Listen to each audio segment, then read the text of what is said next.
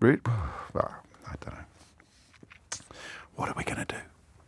03456060973. I don't know why I keep saying the number. The phones are ringing off the hook. Simon's in Finsbury Park. What's the point in the phones ringing off the hook if I never talk to you, Simon? I do apologise for keeping you waiting for so long. What made you pick up the phone?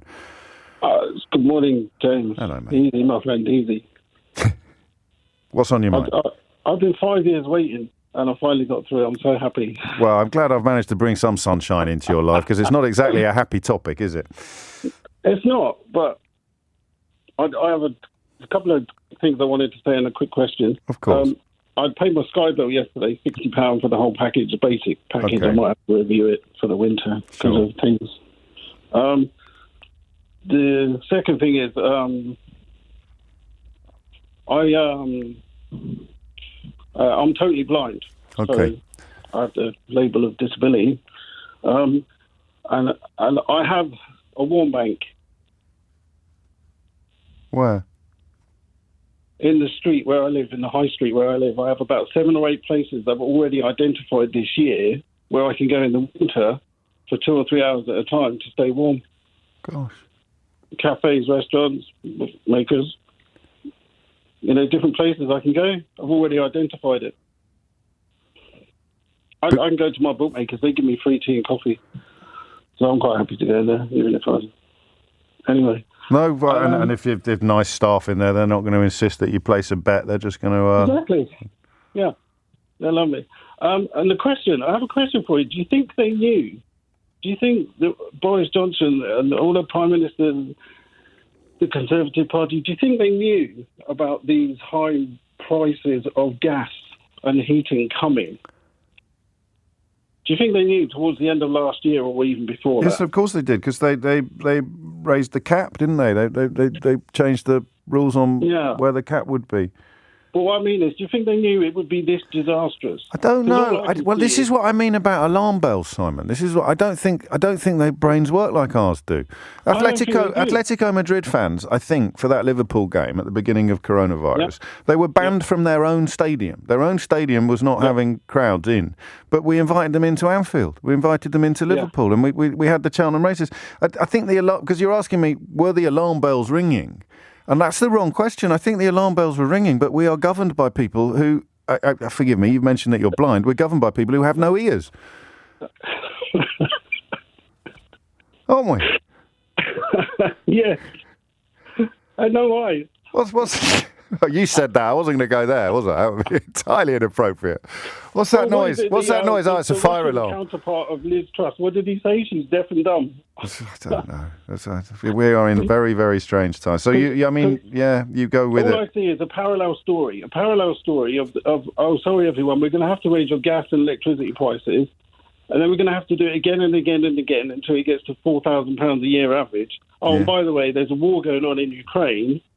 And because Vladimir Putin is going to cut off the gas to everyone. Yeah, that's not a big problem for us because we're not as reliant on it for other countries. It's a huge problem for Germany, and it's a very ugly part of Angela Merkel's legacy, which is, of course, quite admirable in many ways. But the continued dependency upon Russian gas is looking like an appalling miscalculation on her part. Simon, stay safe. Let's make sure it's not 5 years.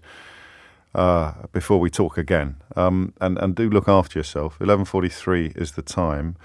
Here it is. I mean, it's just crazy. I can't do this every day for the reasons that I've explained to you on many different occasions. You tune in every single day and we're going, Warmbanks, climate change, Warmbanks. Can't do it. What are we going to talk about at 12? Scruffy Coppers or Wagatha Christie at the moment are the contenders. But for now, we have to talk about this. And I mean it when I say... If you see it on social media, you rarely encounter it in real life because social media is a sort of form of Viagra for cowards, isn't it? And they'll say stuff on social media that they'll never say in real life or in company. But if you are thinking, oh, stop being so hysterical, you silly old sausage, I genuinely want to learn from you. I would love to hear why this is all a load of fuss about nothing and it's all very silly. Dan's in Brentwood. Dan, what would you like to say? Hi, James. So I think personally, perspective is a perfect word to how you were talking about it earlier. And I don't want to be another health worker coming on with all doom and gloom, but I'm a paramedic. I've been a paramedic for over 10 years. I now work in the community, more in primary care than emergency service. But Right. in my 10-year career, I've been to patients regularly who haven't got the heating on, who haven't got the lights on, who don't allow you to turn the light switches on because they're worried about how much electric you're going to use. So in just listening to this and seeing where it's going... Everyone's turned into a 1970s dad, in other words. Turn that off. Yeah, definitely. But without any sort of funny subtext to it. It's done because they are literally counting pennies. Yeah, and you see it in the most vulnerable. You see it with people with disabilities or life-limiting conditions. They are absolutely terrified of actually having to use more electric or having to use more gas. And many of these people whose conditions actually need that warmth, they need that ability to protect themselves and that safety. And home is meant to be a place of safety. And people are having to leave their homes to go to these Warmbanks to try and stay warm where there's further risks. And for me, as much as something needs to be done, and I think it's good as a short term, I think it just diverts it away from the government. That when you look at food banks, it's kind of that hidden entity that actually, oh no, someone's doing something about it. We don't need to put that much focus on it because there'll be charities that will pick it up. But even as bad as like social services, even over the 10 years, when we go to these patients who are really struggling, you'll refer to social services and that their capacities are at maximum anyway.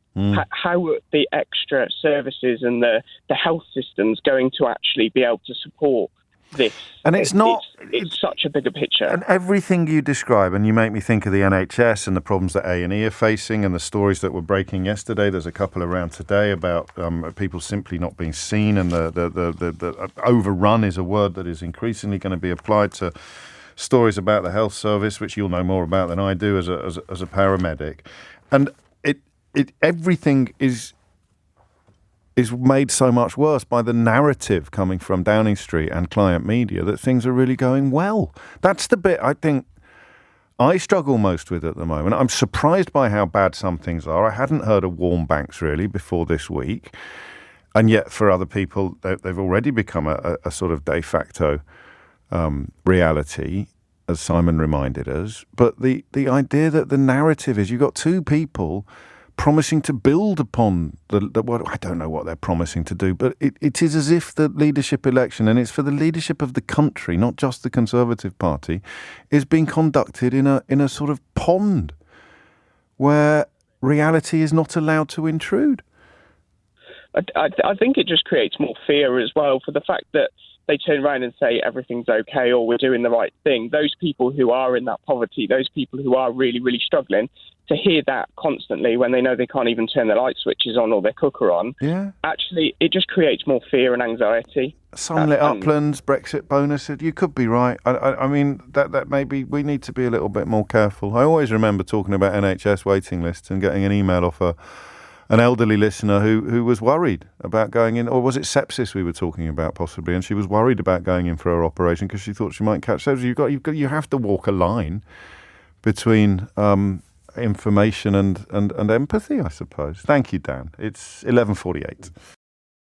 It is 10 to 12, and you are listening to James O'Brien on LBC. I'm just going to throw up another question that I want you to answer quickly before 12 o'clock. And it is, I am going to allow myself a moment of coma-related drama. Why is the government not doing anything? And just think about it briefly, and then ring me and tell me. So Martin Lewis, and indeed Paul Lewis, who's a financial journalist who does amazing work at the BBC, both saying there's 2 months. You've got 2 months now. This is huge. And the measures that they've taken, the 400 quid energy payment that everybody's going to get, that was designed to address a problem that is much smaller, believe it or not, than the one we're actually going to end up with. £67 a month from December to March 2023, £66 in October. And everybody gets that. You must look up. And it happens automatically unless you're on a non-smart prepayment device. That was a sticking plaster. Jonathan Pye describes it as a sticking plaster being put over a cancerous tumour. So there is clearly a necessity for more to be done, a lot more. And I want you to tell me, because, look, we're all normal sort of voters, and we're living in a country where the entire population is facing an epic crisis. and the government's not doing anything. So the leadership election is part of the answer. The uselessness of Boris Johnson is part of the answer. But I want you to imagine I've just woken up and I can hear this alarm bell ringing, right? So Great Britain is a house. I've woken up, I can hear an alarm bell ringing, and I'm wondering why.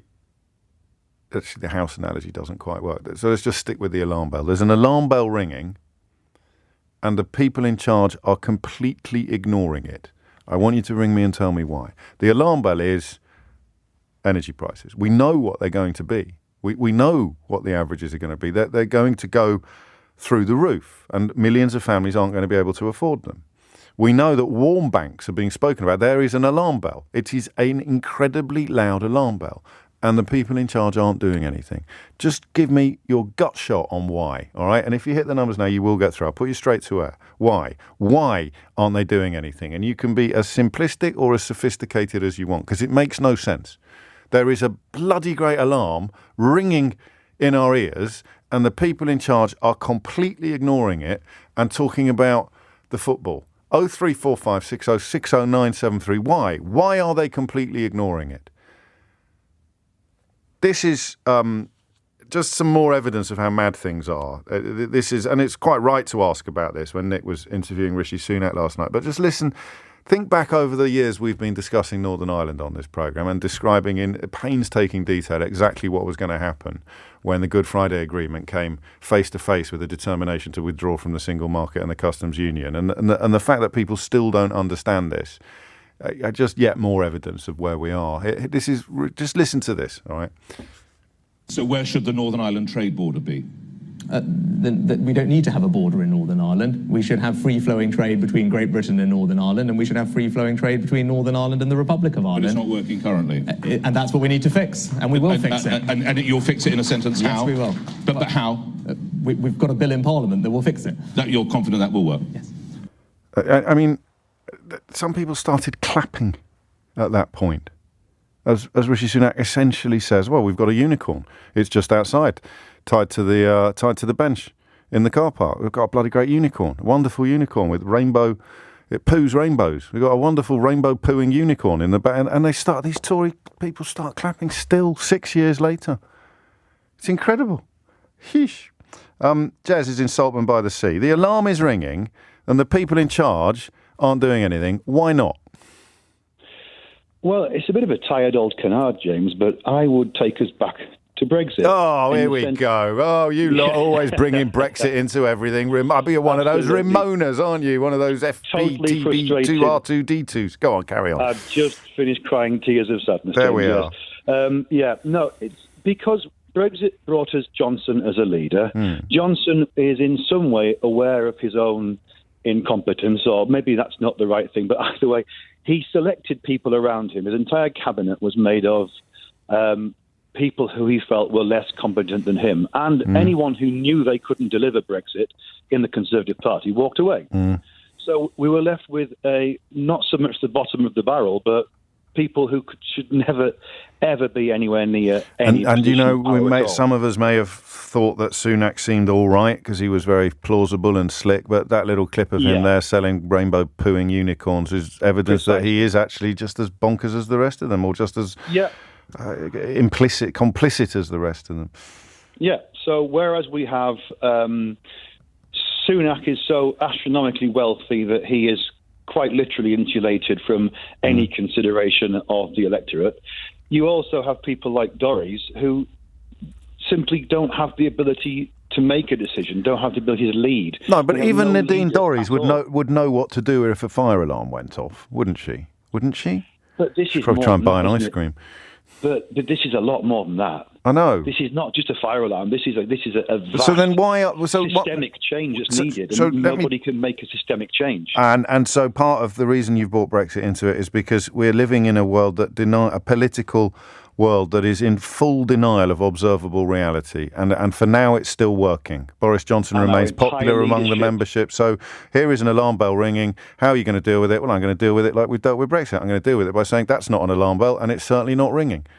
100%, and every single person that got there by buying into that level of denial. And so it's almost become the go-to response to any genuine crisis, because it continues to work. The reality continues to be postponed for many of these people with Brexit. You just say there is no crisis. What crisis? I see no crisis. Like Nelson raising the telescope to the eye that doesn't work. Was it Nelson? Was it Nelson? I shouldn't bring history into things after 11:30 when my blood sugar level has dipped.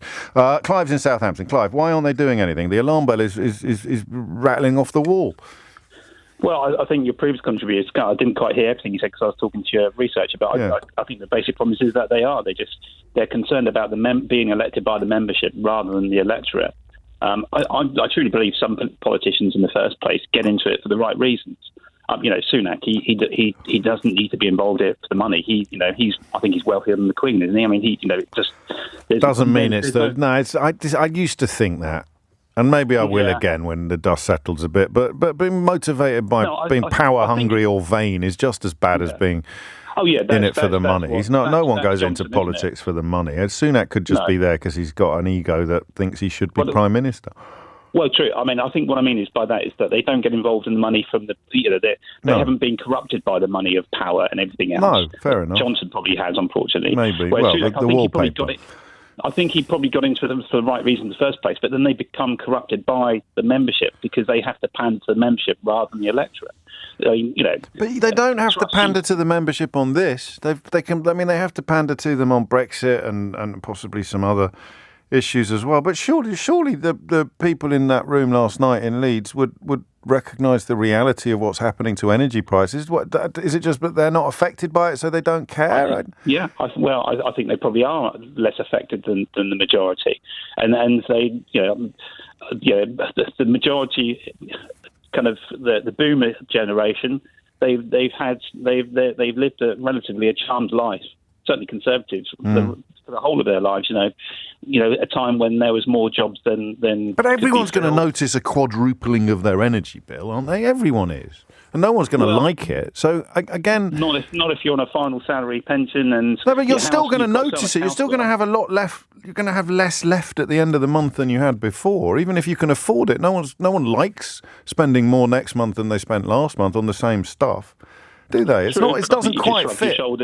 They just shrug their shoulders and get on with it, and say they've still got plenty. It's not my top priority. I'm very uncomfortable. I'm very unhappy about the increase in energy bills, but I'm a lot more concerned about desperate people in dinghies and kneeling footballers and statues. Statues are the big issue facing us, not people queuing up in Warmbanks because they can't afford to turn the radiators on in the right. Maybe. All of the above. I launched that question quite late, and you're quite keen to answer it, so we may keep some of that on the board, and we may also look for something a little bit more light-hearted to talk about. I'm just going to consult my colleagues on something. Are we expecting the verdict in the Wagatha Christie case to drop on time at 12 noon?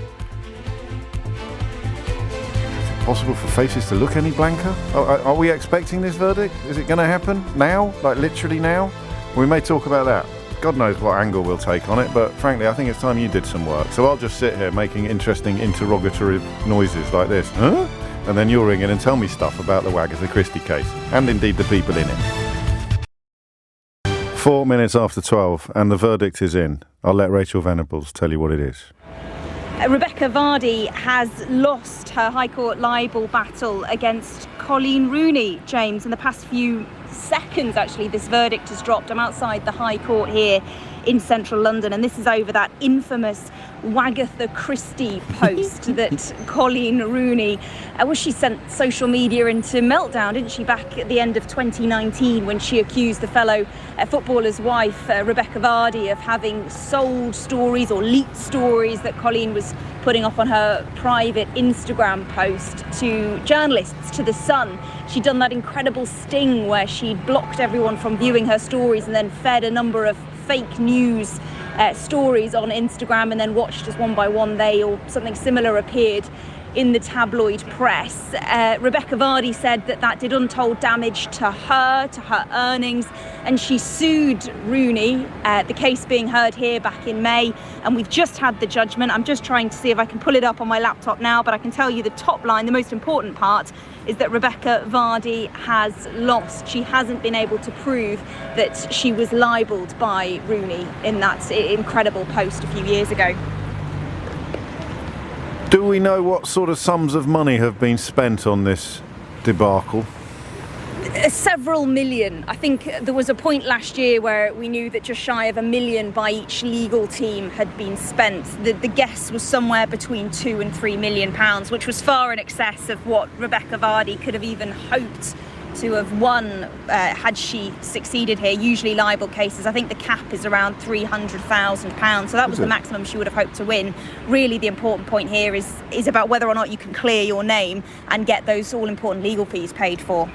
And do we know what the judgment is? Does Vardy have to pay all of the lawyers' fees for both sides now? That I still don't know, I'm afraid, James. The document, which is a very hefty a piece, just dropped from, I'm trying to open it now while live on air to you. I can tell you the summary, though, is that the crucial point is that Rebecca Vardy has lost, and I'll be able to go through this and give you the details of what she has to suffer. You're doing an absolutely bang-up job, Rachel, with probably the biggest story of our generation, this. It's the biggest news story of the century, I think, James, absolutely. I mean, it's one of those, it's a really significant story. It's significant legally, and they're two women who most of the population know about, and that story just had everything when it came out in the end of 2019. There was legal intrigue, it was celebrities scrapping, it was tabloid press and the way they sell and use stories about famous people.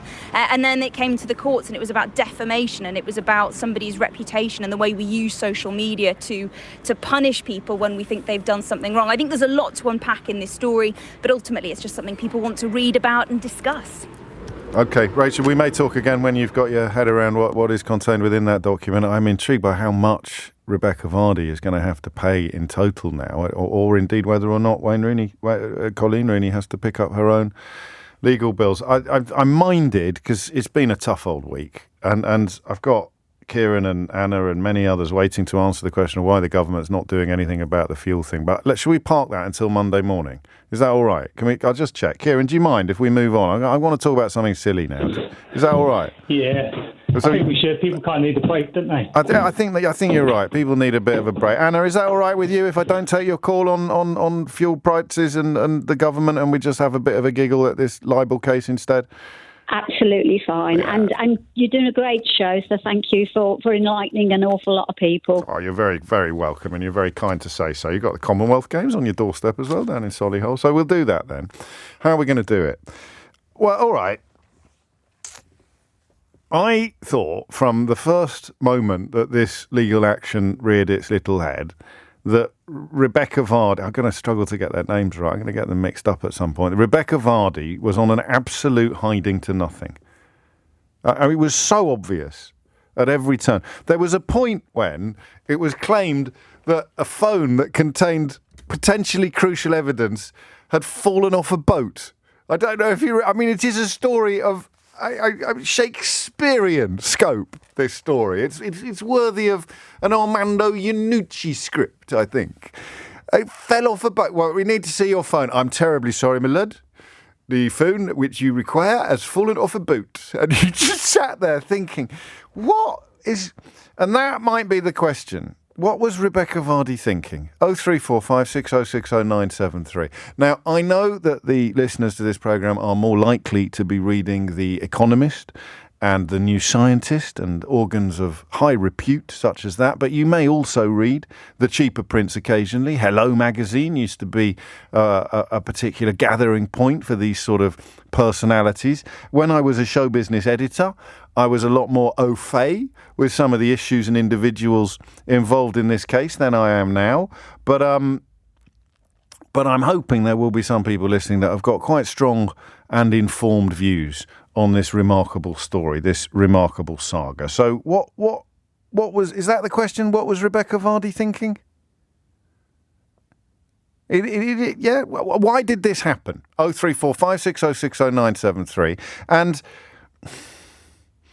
I kind of like the idea of asking why we care. And you can't ring me and say, well, I don't care. I'm far too important studying Plato.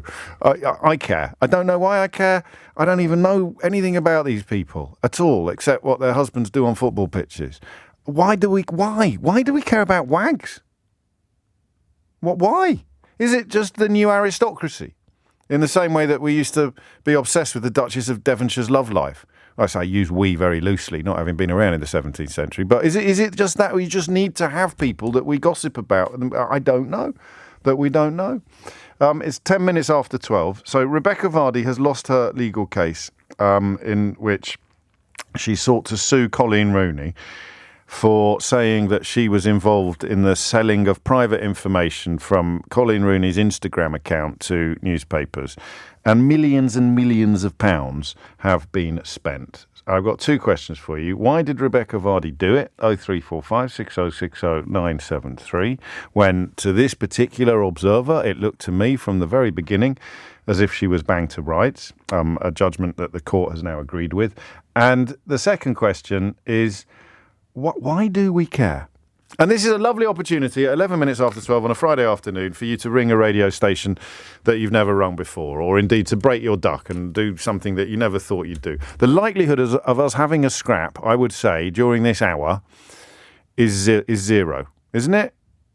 I can't imagine that there's going to be any genuine heated debate. Well, I suppose unless you're Rebecca Vardy and you think you've been appallingly... I don't know. Hit the numbers now, you will get through. 0345 6060 973.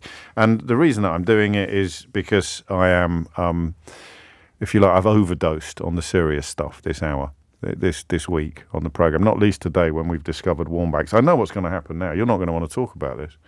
We're going to have to go back to talking about why... We have to get Anna back up. We're going to have to go back to talking about why the government is doing absolutely nothing to address the energy prices. OK, and then there's one more way into this. Just describe this world to me, all right? So I look at this story and I think this is absolutely bonkers. I mean, beyond bonkers. This is like Nero fiddling while Rome burns. This is Marie Antoinette telling them to eat brioche. Or whatever. Just guide me through a world in which the wife of one super rich footballer is selling stories, because one of the bits of evidence said, I want paying for this. I don't know what their domestic arrangements are, but you'd have thought she'd be getting some housekeeping off Jamie Vardy. The world in which this is... See, I'm not baffled because I have been a showbiz journalist, and I would have, do you know what? If I was still on the Daily Express 25 years ago, I would now be having to write this up, and I'd be over the moon because I'd get a front page story out of it, and then I'd probably get a double page spread inside for the background and the inside stuff. But the detail, I love the idea of somebody listening to this thinking, what? And I'm going to be that person, okay? And you're going to enlighten me and illuminate me. How did this happen? There we go. It's taken me 13 minutes to get there. Looking at the state of British society, celebrity, football, whatever it may be, the media, money, wags, all of those issues, I want you to tell me how this happened. How did two women end up in court spending millions and millions of pounds on an argument about whether one of them sold largely innocuous stories about the other one to the news? How did this happen? And if you want to have a crack at answering that, then I will give you the money myself. 0345 6060 973. I'm more interested in how this happened than why this happened, but obviously you may not be able to provide one answer without at least knocking at the door of the other. And I'm not going to pretend to be ignorant, like, I've never seen Star Wars, those sort of performatively inexperienced individuals. I just want you to tell me, how did this happen? Because that bit I don't know. Why didn't Rebecca Vardy just keep her head down for 6 months? What is it what are these earnings that she was worried about losing?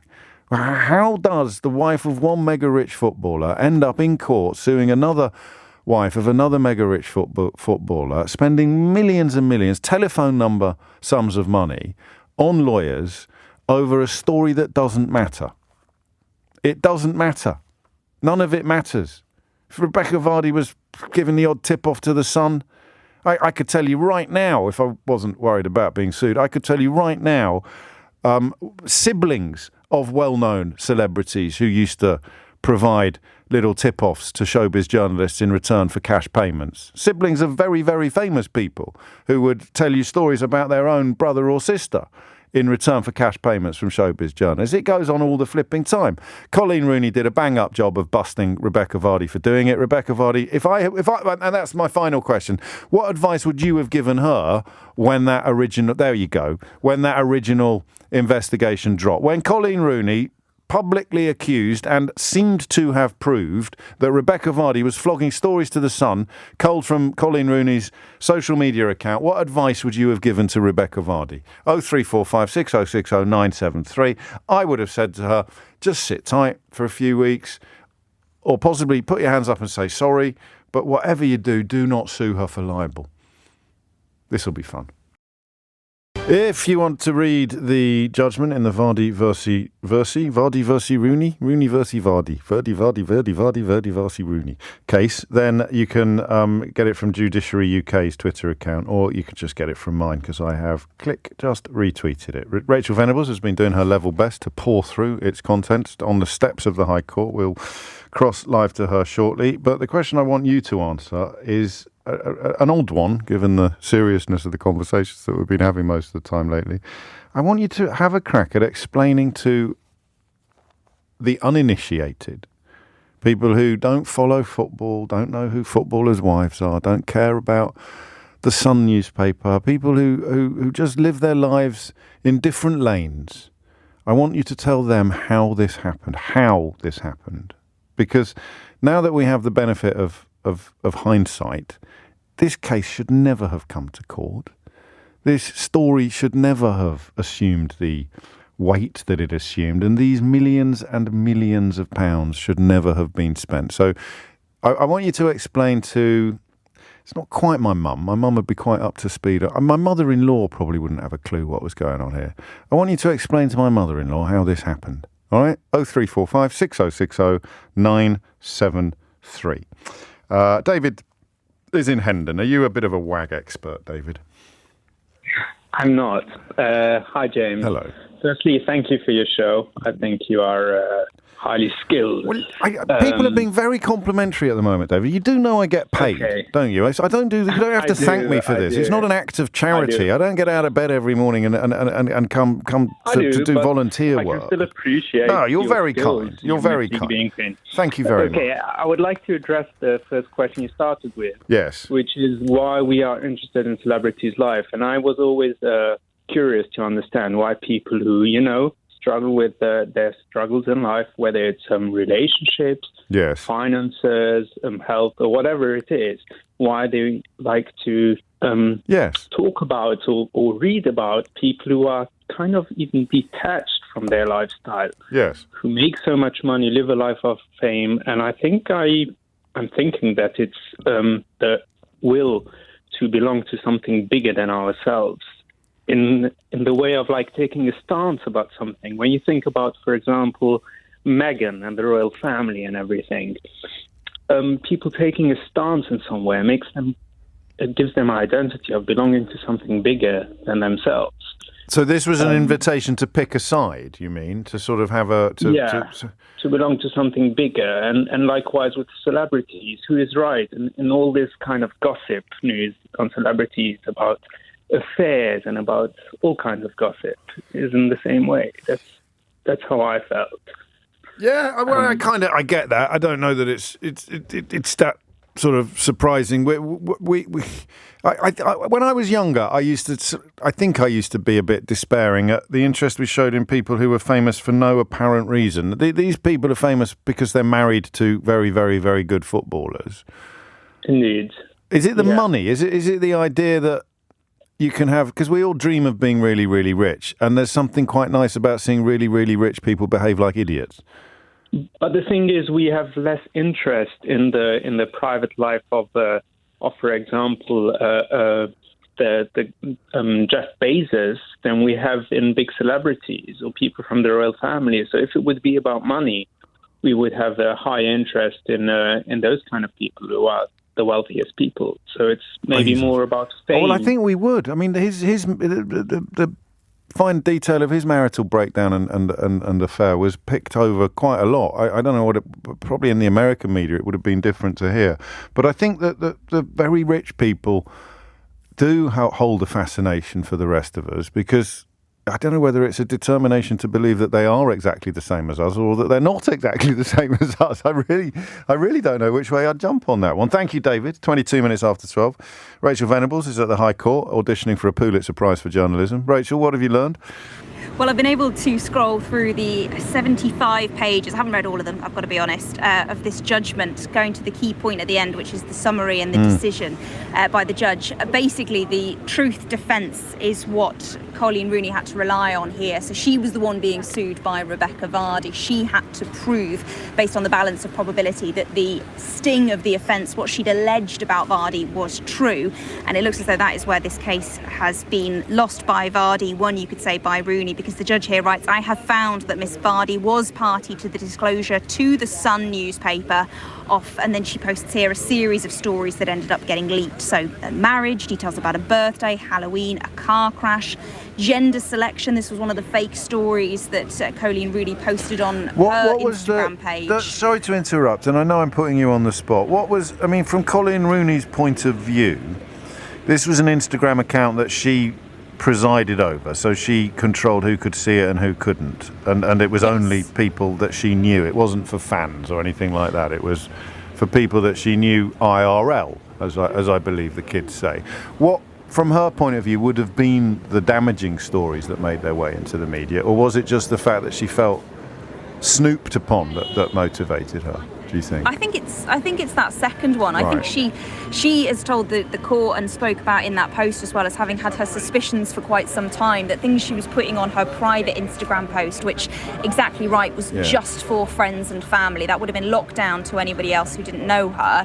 Things like that kept appearing in the press, and I imagine that would have had quite an impact on her. She would have felt quite confused and didn't know who was potentially leaking. She claims she had her suspicions, and that's why she launched this sting. So she blocked anybody but Vardy from viewing her stories, and over a series of months she posted 3 things we know at least that were fake, and then ended up seeing them in the Sun, and that to her was proof enough to make that post and put forward those allegations. But as I mentioned, the judge here says she believes that this information from the private Instagram account was passed to the press by Rebecca Vardy and her agent and close friend, a woman called Caroline Watts. She believes the two of them were involved in some way in this, and the judge has clearly found that Colleen Rooney did enough to prove that in the court, which is why Vardy lost her libel case.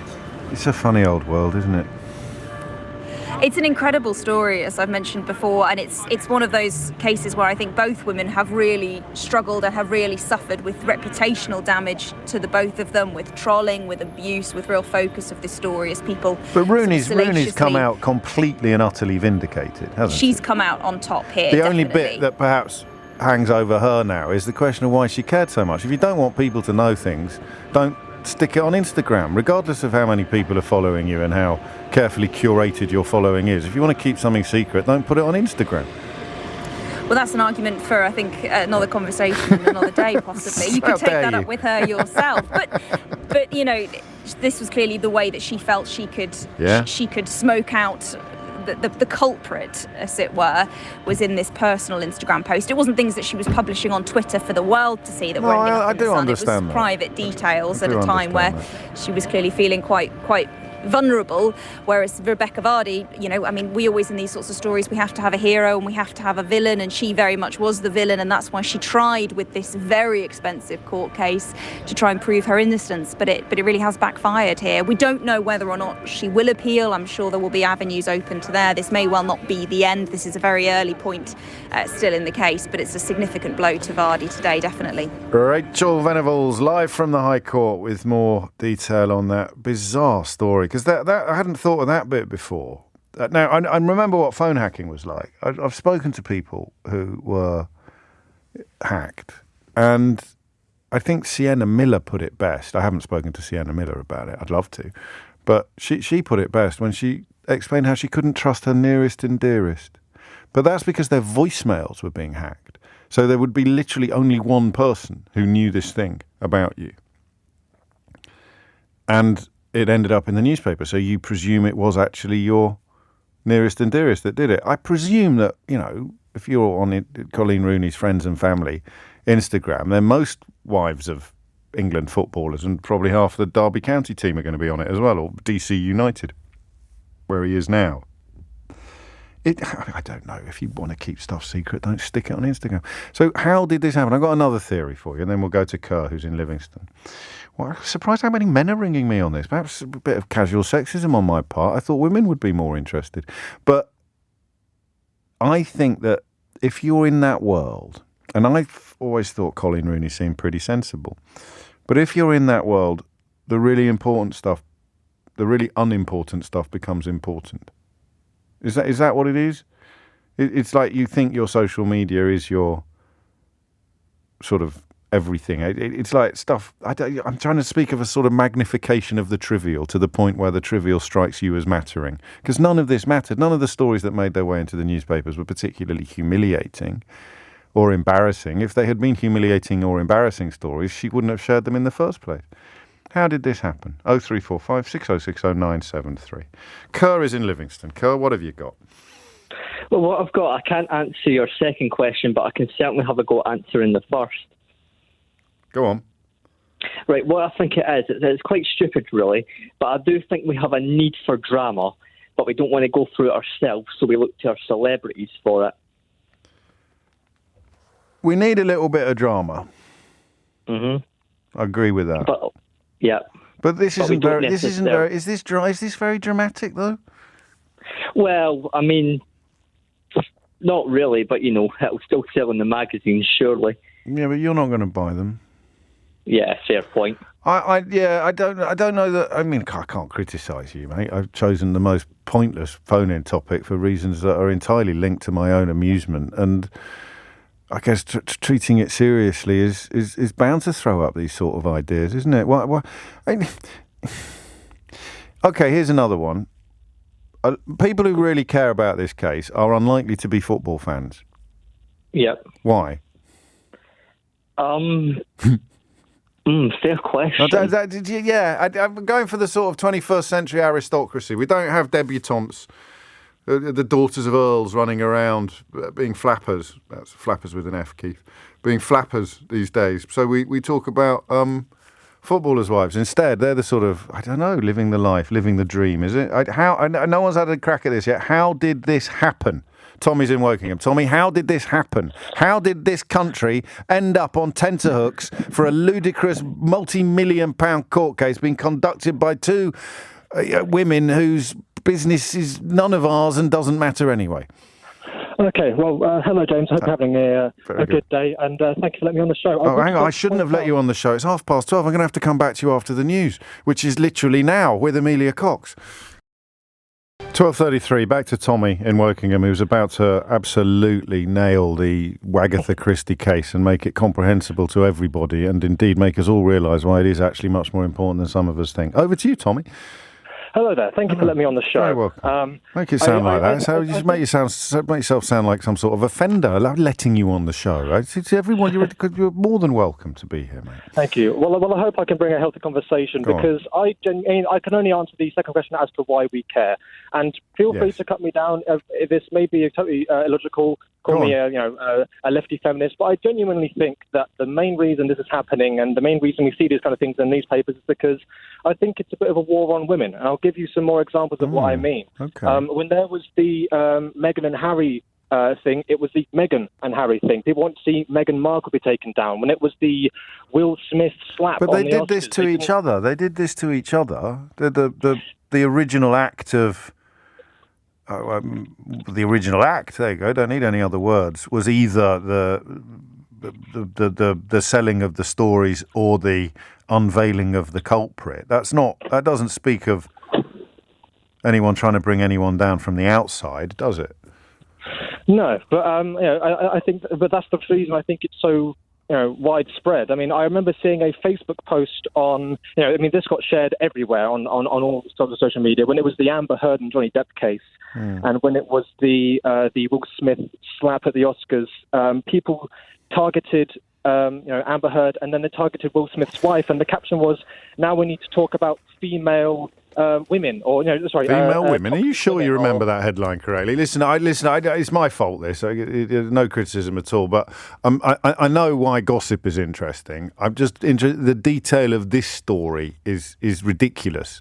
That allegations of domestic abuse are not ridiculous. A bloke getting up on stage for one of the biggest television audiences in the world and slapping another bloke, that is not ridiculous. I mean, in terms of why are you interested in it? Obviously, it's going to be interesting.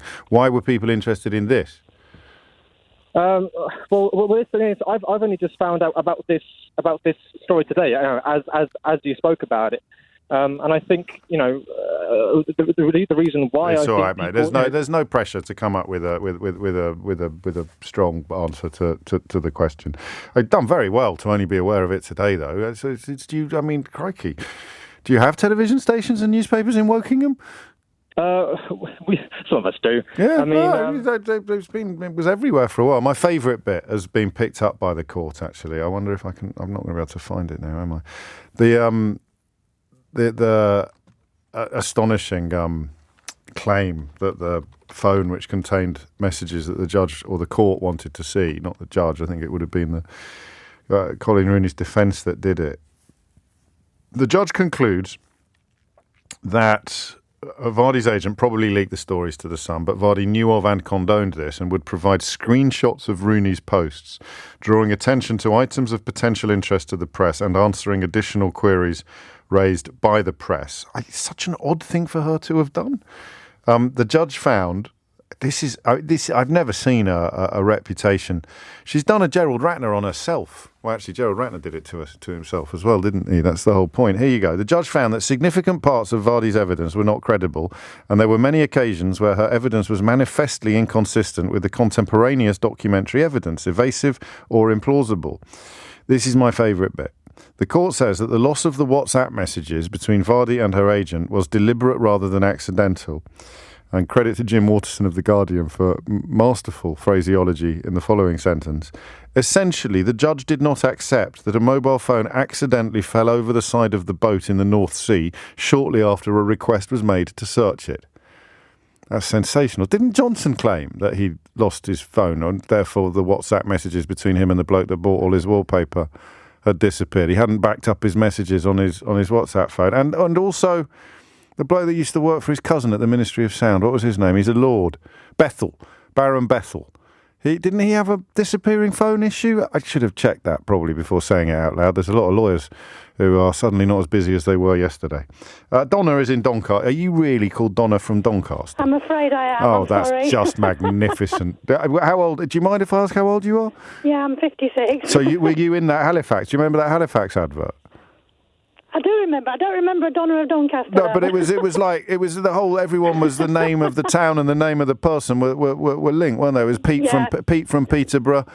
It would have been Don from Doncaster probably. Yeah. So you had a lucky escape. Away. Fantastic. What did you ring me to say? I moved away for 30 years. Anyway, yeah. Donna from Donny. There we go. Go on, Donna. What do you want to say? I think I can answer both parts of your question. Fantastic. Right. First of all, why such a silly story got to the courts? I think that Colleen Rooney's a normal working-class girl. I think she felt betrayed.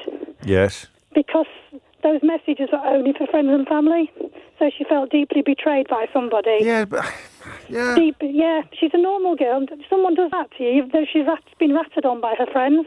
But they weren't all. They're not like her nearest and dearest, are they? I mean, How reading. Do you know? Well, because I'm embarrassed to admit that I've read into the case a little bit, and there was quite a lot of tension already between Vardy and Rooney. There was quite a bit. They weren't bosom buddies, Donna. Right. Fair enough. I didn't know that. Yeah, but there is obviously betrayal. Yeah, she's been betrayed by someone. She obviously trusted her to have her on her personal account. But then why did she suspect it was her straight away? So she's looked at everyone who's following her, and she thought, I bet it's her, the snake. I don't know. She probably doesn't like her. They might not have liked each other. Yeah, exactly. So, that is a little bit of history. Go on. What's question two? Anyway, the other one is why we're interested. Yeah. It's because it's so ludicrous. Yeah. I remember that phone going over the side. I'm watching the news, and it's like, what? She's just clearly lying, and we're interested because it's been so ludicrous. Yeah. And we want, it's fairy tales. But then the bit, and I don't imagine any lawyer or at least very few lawyers, particularly not ones that work in the world of libel, have ever said to a potential client, "Oh, no, put your money away, you're wasting your time." They'll say, "No, certainly, thank you, that'll be £1 million, please." But, I mean, it was... You never know, do you, with these sort of cases? But most recently with Carol Cadwallader being sued by that Aaron Banks creature. You never know until whatever the ever. But this one, I would have truly been stunned if it had gone in the other direction. The more evidence that came out, the disappearing phone in particular. Yeah, it's ludicrous. That's what makes it so funny. It's almost like a comedy. So why do you think Rebecca Vardy carried on? I mean, I don't want to do any sort of Because some people do. Some people lie. Some people lie and they lie and lie to get out of a lie and they get into a corner. So she could be Prime Minister by Christmas, is what you're telling us. Absolutely. Put it forward. Donna, that was a pleasure. You take care. 12:40 is the time. I'm not going to tell you who has sent this because it's come by direct message, which means it's not for public consumption. But a very senior and very serious BBC journalist has just DM'd me with his stroke her hot take on the major issue of the moment. And I won't give you any more clues or giveaways on that. And here it is. I think the reason it has resonance is that people feel oddly reassured that no matter how much money you have, these people are not above or immune to the petty worries, feuds and jealousies that we all talk about down the pub. It's about social mobility, wealth, class, etc. And I think she is probably bang on the money there. But, if you took a question away from this, it would be, what was Rebecca Vardy thinking? Maybe it is as simple as Donna suggests, is that someone who lives by the fib dies by the fib. She just thought she could BS her way out of it because she BS'd her way into it. Amazing. We must can we get a figure? Can we get a rough idea? Because I think she's going to be liable for all of it. How much has this cost Rebecca and Jamie Vardy, this ludicrous adventure, which you can't help thinking he would not have been mad keen on her undertaking? Has she lied to him? So imagine if Mrs. O'Brien was caught in this sort of crossfire. Mrs. O'Brien was accused by, I don't know, Steve Allen. No, it would have to be Steve's partner, wouldn't it? So who would be the most obvious? Nick Ferrari's girlfriend accuses my wife of leaking stuff from their Instagram account. And the first thing I say to Mrs. O'Brien is, well, did you do it? And she says, yes, but I'm going to sue her. I say, what? Or she says no, in which case my own wife is lying to me. This is horrible. James is in the Wirral. James, what would you like to say?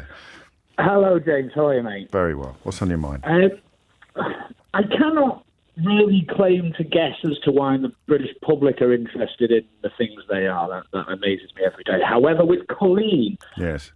It's been kind of touched on a couple of times that it is frivolous and it is ridiculous, and it is.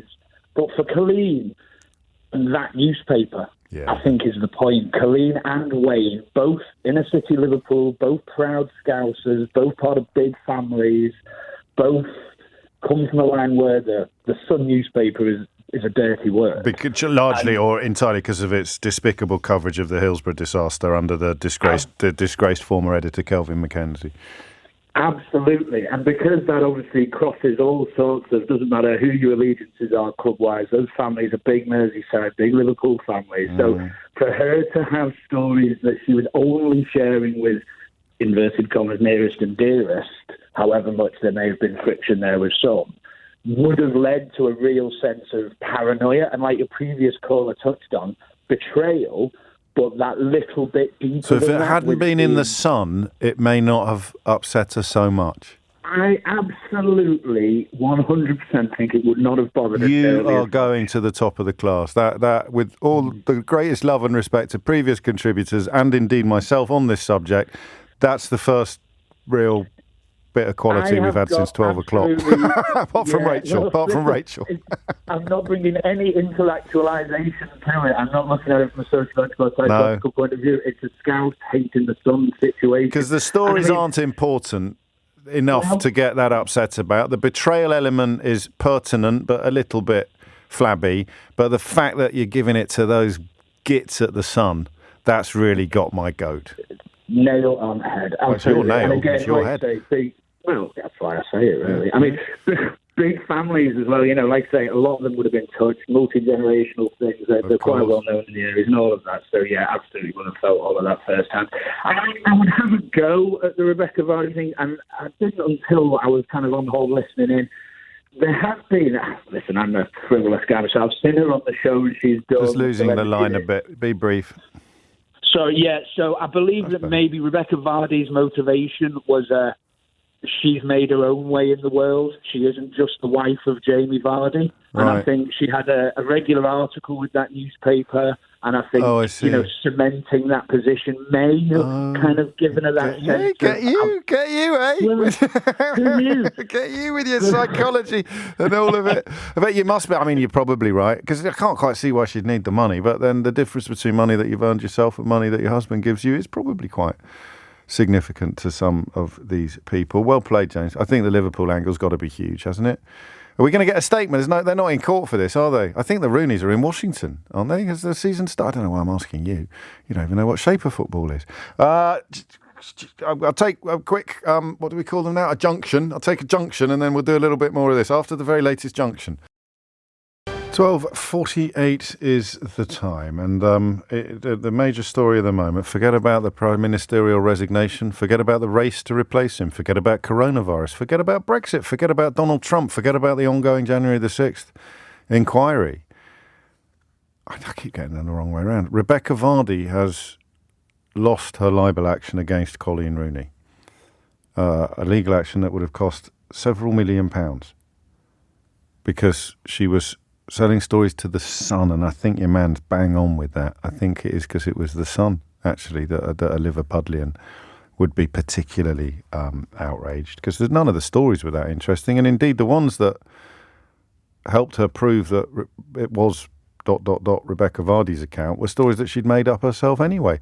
You'd have thought someone at The Sun might have thought, I think, did she claim to... One of the stories was that she made up to see whether or not... It's a bit like writing bananas in the middle of an essay when you were at school. Did you ever write bananas in the middle of an essay at school because you didn't think your teacher actually read them all? And then you get it back with a B+ and you think, you didn't read it, sir, because I wrote bananas right in the middle of the... So she just wrote some nonsense on her Instagram account to see whether it would end up in The Sun. And this is quite clever. I don't know enough about Instagram to know how easy it is to do this, but eventually the only person that was seeing these posts was Rebecca Vardy. So I post on my Instagram account something that only you can see. Let's say Keith. Only Keith can see it, right? Keith thinks that everyone can see it. Keith thinks that Steve Allen can see it, Andrew Castle can see it, all of the LBC bods can see it. But what Keith doesn't realise is that I have suspected for some time that he's been selling stories about me to the Kidderminster Shuttle. So I post on my Instagram account, which has been cleverly curated to ensure that only Keith can see it. I post that I'm thinking of having a sex change. And it ends up in the Kidderminster Shuttle. Local boy to have sex change. And I then know that Keith is responsible for leaking the stories from my Instagram account to the Kidderminster Shuttle, because it is only Keith that was aware of the story about me contemplating a sex change. And that's how she did it. And as soon as you understood that, it seemed fairly clear that Rebecca Vardy was banged to rights. So how did it happen? How did it end up being a multi-million-pound court case? Jason is in Tunbridge Wells. Jason, what do you think? I'm not having a sex change, by the way, everybody. If anyone's just tuned in, I'm perfectly happy in my own skin. Carry on, Jason. Hi, James. Hello. Great show, by the way. Thank you. I've been watching your YouTube videos and everything for the past few months. Good man. Thank you. Absolutely love it. Thank but I've got a theory to the how, and go on. Bear with me. I will. So if you look at the timings of when all this occurred, so Rebecca Vardy at the point of all this escalated, she'd only just was to do with the I'm a Celebrity, get me out of here. Was it?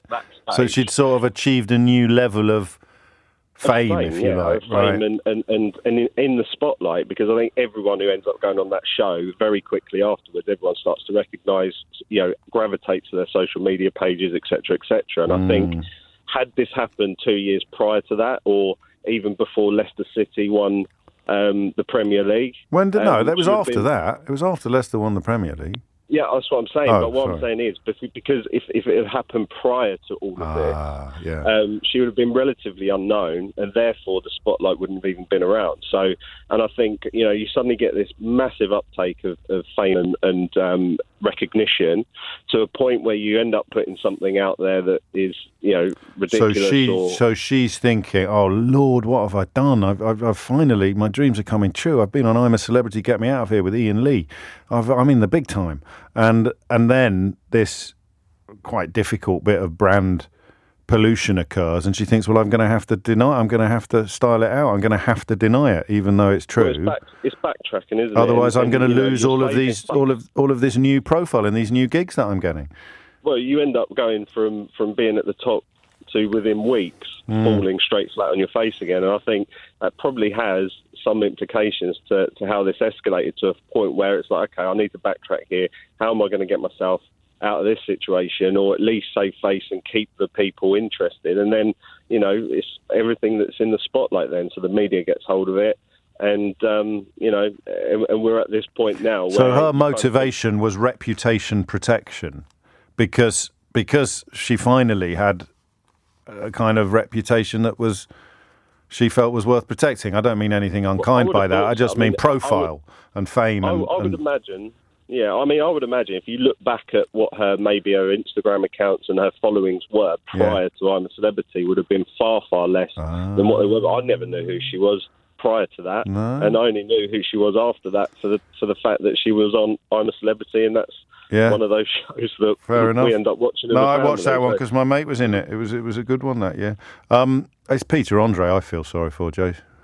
I know, the Chipolata. That was just, crikey, poor fella. Well, imagine waking up one morning and thinking, I'm trending. G'day, mate, I'm trending. Wonder why. And then he went to look at why he was trending on Twitter, and it was because Rebecca Vardy had been rude about his penis in the High Court. Poor fella. Honestly, I think you're having a bad day. While we're talking about Peter Andre, he's very good in Greece at the moment. I don't know if you've seen it yet, but he plays Vince Fontaine, and he's actually really, really good. A lovely bloke. I've always thought Peter Andre was a nice bloke, but he didn't deserve that. Nobody did. Sue's in Ross on Wye. Sue. Hi. Hello. What's on your mind? Well, I've been on a roller coaster with you this morning. I have to say, just all the emotions from warm rooms to this to that, and I've been driving, and it's kind of, I'm exhausted with the emotions. And then this one came in, and I kind of was waiting for the answer, like everybody else, about what, waiting for it to drop, if you like. And then I just felt really quite sort of deflated and a bit sad, and I just thought, it is a bit sad. I'm a bit worried for Vardy, to be honest. I'm a therapist, and I'm not a left. It's not all beanbags and whale music. I'm quite pragmatic. Oh, I'm a big fan of therapy. Don't worry, you don't need to justify it with me. But you're wondering why she didn't do some work on herself, really, aren't you? I'm just like, why did they let her do it? Who's around her? I've heard that there was an agent and a confidant, and family and friends. I mean, where were they? Who let this go to this level? And also, you talked earlier about the people making a bit of money on top of everything else. Yes. The Deliveroos and the this and the that. Yeah. The libel lawyers. Why are they allowed to take this on? Because you can't. I'll tell you. I'll stay with you right up until that point. It's not the job of a libel lawyer. No, I know. Any more than it's the job of a fish and chip shop man to talk you out of buying chips. I mean, that's the way it works, isn't it? Yeah, you are right. But it's kind of like, where were the people around her, and why have they let her do this? And I'm really worried about her now. And I kind of think, without over-dramatising it, well, it is dramatic. I think, she almost needs to be on suicide watch. The woman is very vulnerable. Oh, I hope not. And I just think, we go back to Caroline Flack, the guy before was saying about the celebrity TV stuff. And I'm really worried about her now. And I think, that it's just, there are no winners here. Well, I mean, there is. Colleen Rooney is a winner here, but you're right. It's a victory born of unpleasantness, and you make some very serious and, of course, important points, and we have to hope you're wrong for obvious reasons. But of course, this decision to press ahead with it's the first question I asked: is why didn't somebody tell her not to? Why did someone tell her not to go there? It was, thank goodness, Lord Bethel. I thought I might have done a little bit of light libel there, but he had conducted via WhatsApp or text messages some dealings in relation to a controversial £85 million testing contract given to a company called Abingdon Health. And then our friends at the Good Law Project asked for the messages to be retrieved and preserved, only to be told that Lord Bethel can't hand over the texts and WhatsApp messages. First, he claimed it was because his phone was lost, and then a few weeks later, he abandoned that tale that the phone had been lost and provided an entirely new explanation as to why he was no longer using it, claiming that the phone was broken. And now, I believe most recently, he said it isn't lost and it isn't broken. He's actually passed the phone on to a family member, and the relevant messages had therefore been deleted. So, it's a shame Colin Rooney wasn't chasing him down rather than the Good Law Project, perhaps. James is in Milton Keynes for what will probably be the last word of the week on what is probably not the biggest story that we'll ever talk about. James, what would you like to say? The reason that I think that we've all got into following this, and I was reading it, and my wife used to tell me off. She said, "You're not reading about that again." And I go, it was strangely engrossing, wasn't it? Yeah, it's like to me, it was like a Laurel Hardy, wasn't it? It's kind of like in the old days. It's like Stan. Is it Stan Laurie, the one who used to just stand there with his like scratching his head? Now you're just thinking that's where Vardy is, but. I mean, personally, I just think it's just amused us all, and I think that like you mentioned Ratner a while ago, and I just think that it'll be I don't know what the word is, where you just say, "Are you doing a Vardy on me?" There it is. It is. I mean, it's the Streisand effect, isn't it? As well, she's ended up with a lot more people knowing about this than would have done even if she'd let it lie, and there it is. What a tangled web we weave, eh? When first we practice to deceive, as Jamie Vardy is unlikely to be saying to his wife at this moment in time. That's it from me for another week. We will be doing it again on Monday morning from 10. I hope you have a lovely weekend. I hope you're going to enjoy the football. I really wish the England team the absolute best. The Lady Lions. The Lady Lions. So much disappointment over the years that you never. It's not. That line in Clockwise. It's the hope that gets you. I can deal with the despair. It's the hope that gets you every time. But here we go. On we go. And here's Sheila Fogarty. Well, I was rooting for Colleen the whole time. We went to the same school, both Silesian girls. And this was a case of a Silesian girl taking on a copper-bottomed bona fide gossip. Was a story of fame and duplicity ever better described than the Wagatha Christie saga? And what does our obsession, my own included, tell us about who we are now? We'll talk about that at 3. I may well sing my school hymn. Brace yourselves. Brace yourselves. Brace yourselves. Brace yourselves. Brace yourselves. Brace yourselves. Brace yourselves. Brace yourselves. Brace yourselves. Brace yourselves. Brace yourselves. Brace yourselves. Brace yourselves. Brace yourselves. Brace yourselves.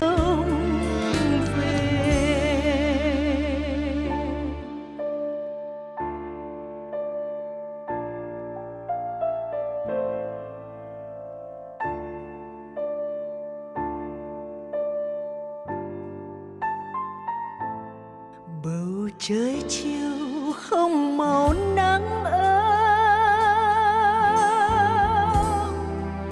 thầm thầm buồn vọng nhớ về đâu. Phương trời xa ai nào hay biết,